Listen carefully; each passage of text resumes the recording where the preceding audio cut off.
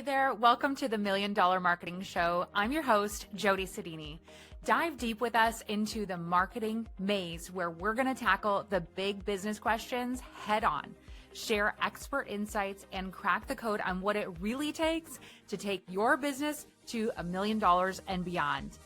Whether you're a battle-tested entrepreneur or just stepping into the arena, this podcast is your arsenal for strategies that hit the mark, expert advice that you can bank on, and of course, a good laugh or two.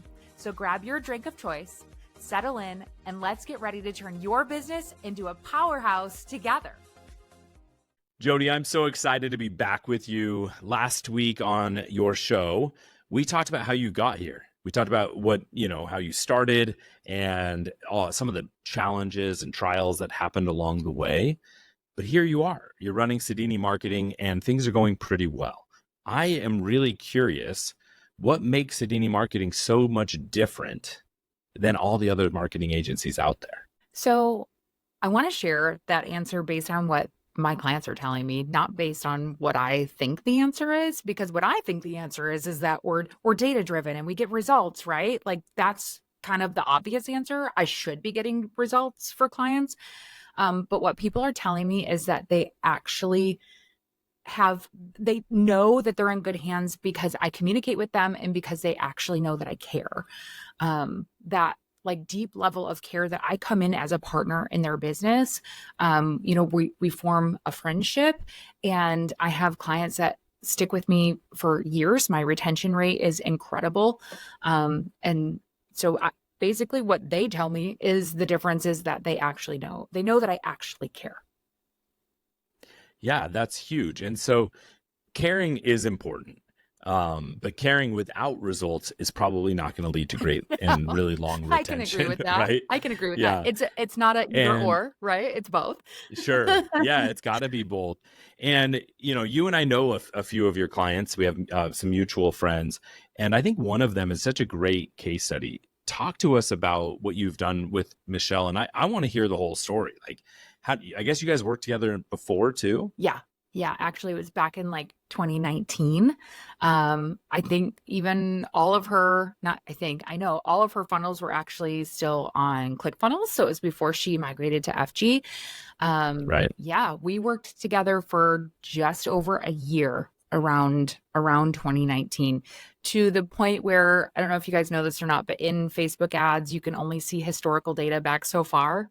And all of like our amazing data from back then is disappearing. Oh, no. It's been like, I can't go search and find that thing anymore. Yeah. So it was a hot minute. So tell us a little bit about what this client is, what they do, what they sell. Yeah. So that people have some context into what it is that you do for her. For sure. So this client has an amazing business selling low ticket. There's no like high ticket anything. And it's virtually unheard of to hear, a business that, selling online digital products, without having some sort of big ticket thing on the back end.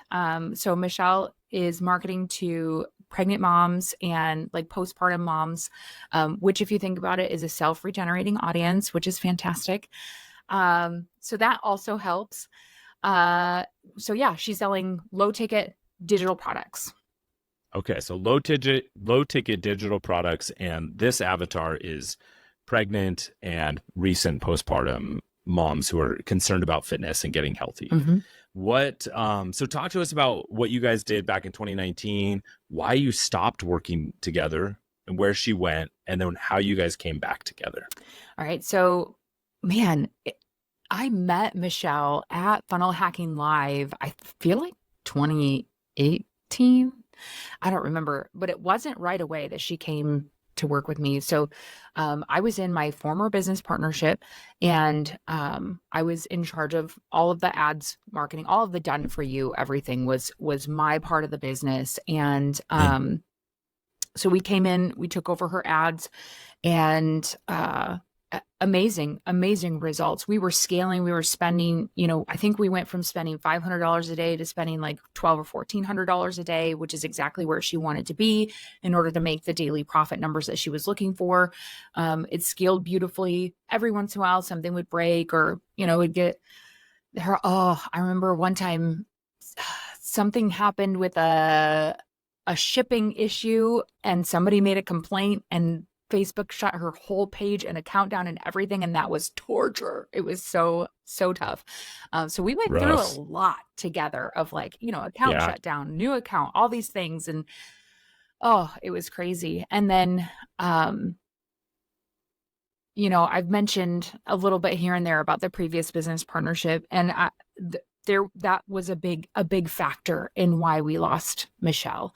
That partnership was so misaligned with my values and honestly with Michelle's values too. And so, Yeah. yeah, it just ended up not Well, being a and that good makes fit for sense. I her. mean, did when you left that business, did they keep operating or did it close?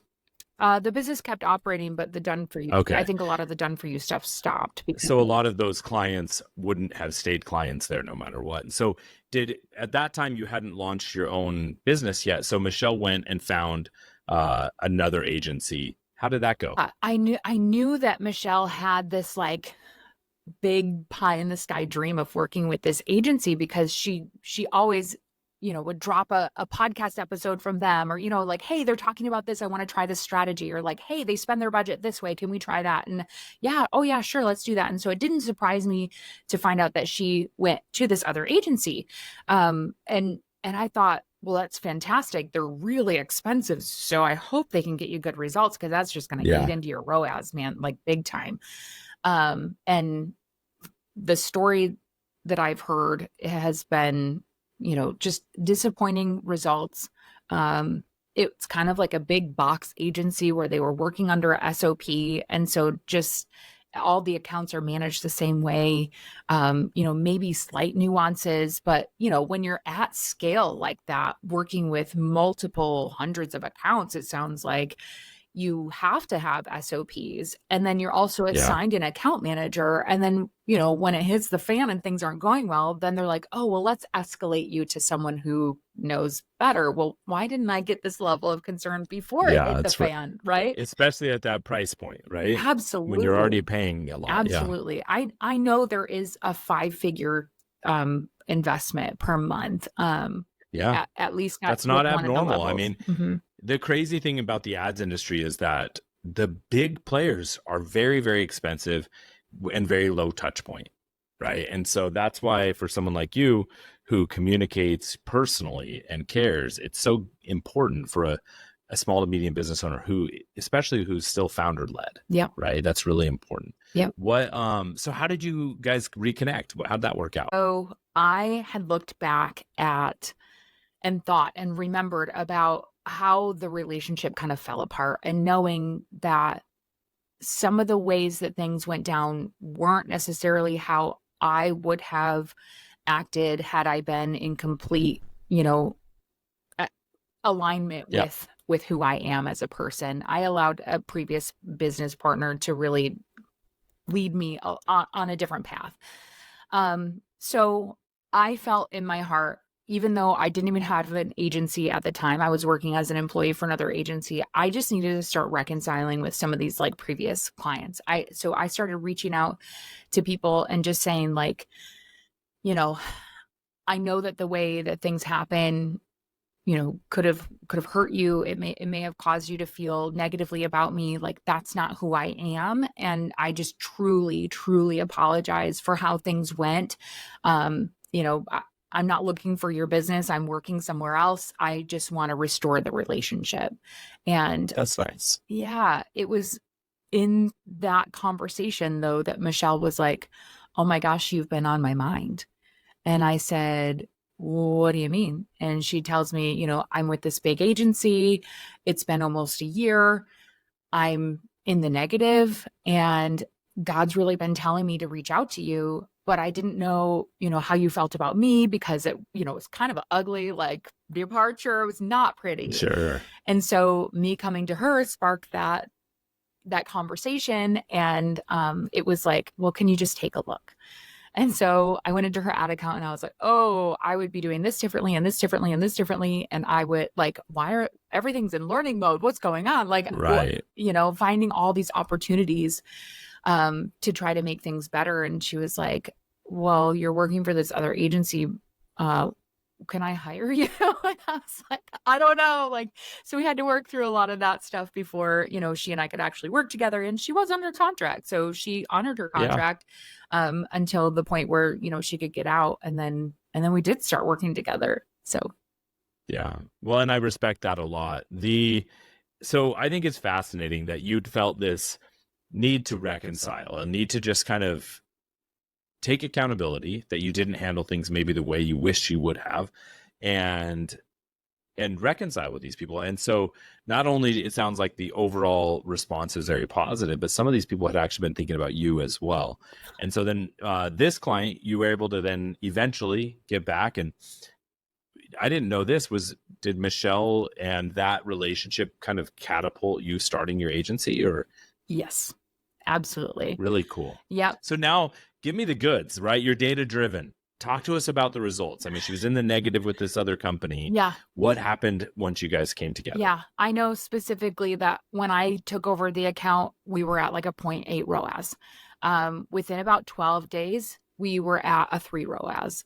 And so In 12 days. 12 days. I'm telling you, there were so Now many that's not just because you killed 80% of the ad campaigns, right?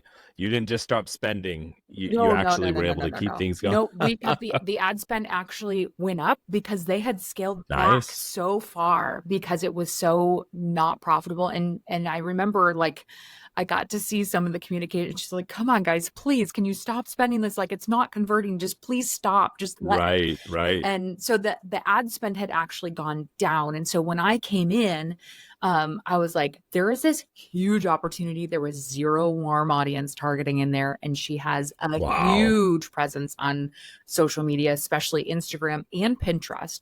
She gets a ton of traffic to blog posts and things like that. And I knew that from when I ran the account before. And so I hopped in there and set up a warm audience so fast. I was like, these people need to know that she's got this thing that they can buy. So that was the biggest thing that moved the needle. The other part of it was they optimized the account at like the ad set level. And it varies from account to account of like what exactly works here and there. But what I have found specifically in Michelle's account is optimizing at the ad level because she has so many creatives and really big audiences that we can just optimize at the ad level. Just turn an ad off, turn an ad on, turn an ad off, turn an ad on. And instead they were optimizing at the ad set level and it was constantly in learning mode. And it was just never getting to that point where the algorithm was like, oh yeah, we got this, right?